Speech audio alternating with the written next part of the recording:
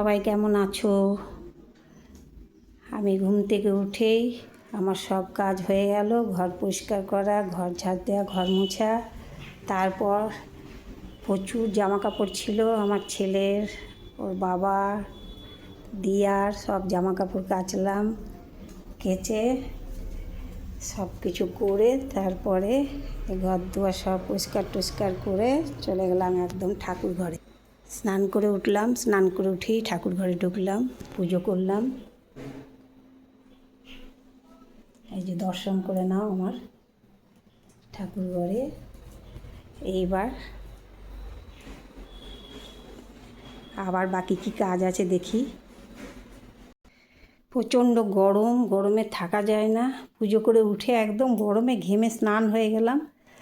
আর অনেকগুলো কাচার ছিল, আমার ছেলে সব খুলে রেখেছিল, কারণ কালকে নার্সিংহোম গিয়েছিল। নার্সিংহোমে জামা কাপড় আমি রাখি না, এক সাইডে ফেলে রেখে দেয়, পরে ওটা কাচা হয়, কারণ ওই কাপড় পরে আমি ঘরে ঢুকতে দিই না।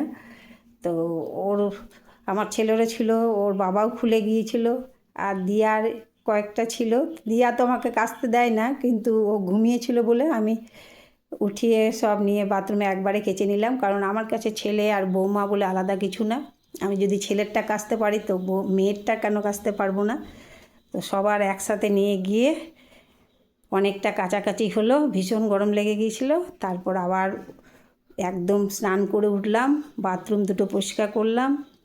আমি স্নান করলেই একবারে বাথরুম টাথরুম পরিষ্কার করে বেরিয়ে যাই, তারপরে পুজোতে ঢুকি। পুজো করে উঠলাম, পুজো করে উঠে এবার একটু রান্নায় ঢুকবো। রান্নাটাতে দিয়াই করে, দিয়া এইমাত্র উঠলো ঘুম থেকে উঠে স্নান করতে গেল, স্নান করে উঠে রান্নাঘরে ঢুকবে। তার আগে আমি ওই তরকারিটা কেটে রাখি গা, আর ডালটা করে দিই, তাহলে ওরা একটু আসান হবে। আজকে কাঁচা কলার কোপ্তা করব, অল্প করেই করব, কারণ আমার বড় ছেলে আবার খুব একটা পছন্দ করে না। তো কাঁচা কলার কোপ্তাটা দিয়া করতে পারবে না, ওই জন্য সেটা আমি করব। আর দিয়া ভাত তরকারি এগুলো করবে, আর ডালটা কোপ্তাটা আমি করে রেখে দিই, তারপর দিয়া এসে রান্নাঘরে ঢুকবে।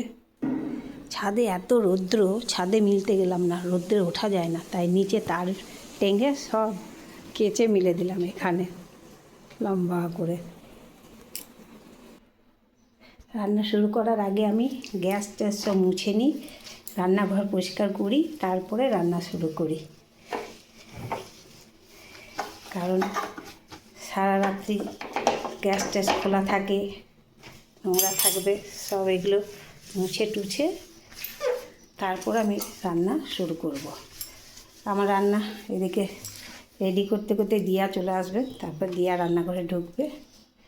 তো চলো বাই।